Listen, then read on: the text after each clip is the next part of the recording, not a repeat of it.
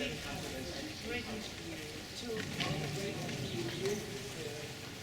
of the Franconian Empire, and to administrate this big imperium, they started to construct the castle. One castle over here, a second castle behind this rock in the valley. You will see it when we are.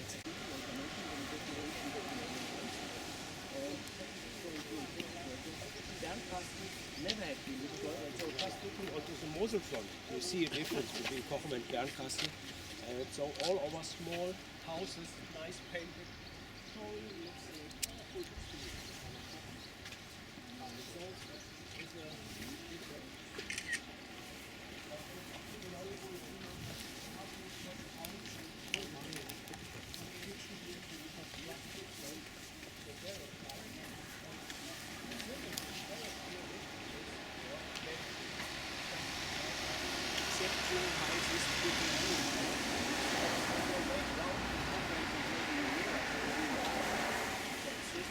Only triple onion tower, and showing the complete history, beginning in the top with the Celts, with the Romans, with the Franks, the former popes, and the Franks of the Moselle Valley. Two castles in the center.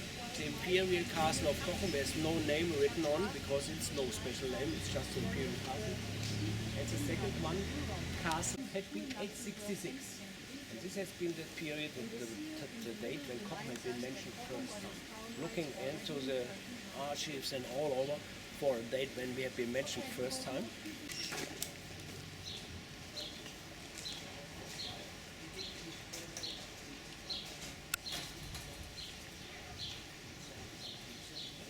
But this period lasts only 20 years.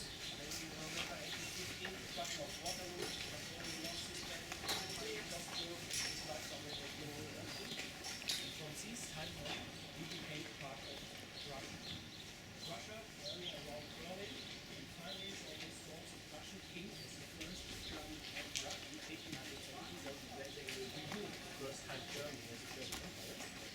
And this Russian, this area became the most important wine area in the world because the King Moselle. Something impressive, and so a rich period, a rich area. Once again, nice reconstructed all the towns, but at the end the railroad had been the reason why Cochem had been bombed during the Second World War. Just because of the important the infrastructure with the railroad, an important canal for the German troops. We didn't have the river installed like this in this moment with locks and so on. We didn't have the streets like our highways today, so really important transport medium, the railroad. Itself was a reason to bomb it, to destroy it. After the third war, there was 50%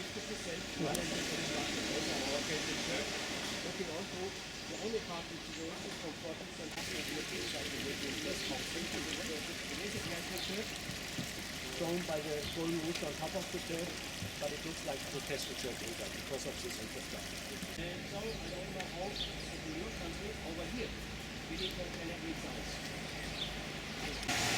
White grapes and into the Guinea code, red juice coming out. So white grapes, red juice put the wine to stop sweating, and at least in my version of it.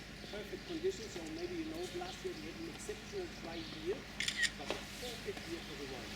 Big quantity, perfect quality, so something exceptional. The farmer had been dying because too dry, but over here, perfect situation, and so this system till 1986.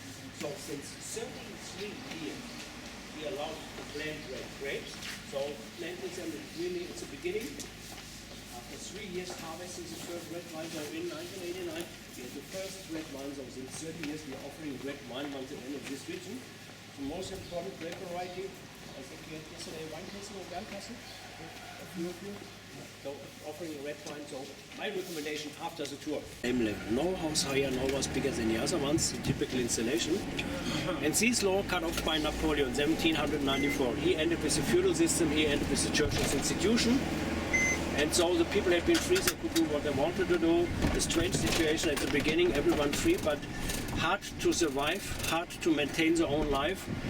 And so a big change in our social life. Left-hand side, a small Lutheran church, and this had been also the period after Napoleon. He cut off his